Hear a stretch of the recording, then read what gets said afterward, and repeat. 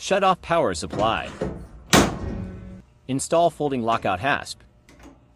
Together with lockout tag with name and lockout tagout padlock. Keep lockout tagout padlock key. And now, we're looking for drive tensioner. Tensioner involves unloosen and tighten drive belt. Pull up tensioner handle. And drive tensioner disengage from the belt.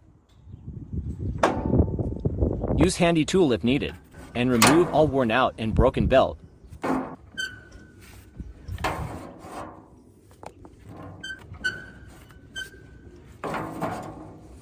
Okay. Install new drive belt.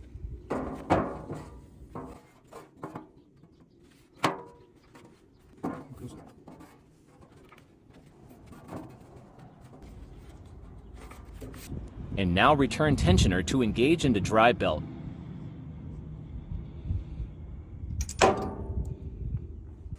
Remove lockout tagout padlock.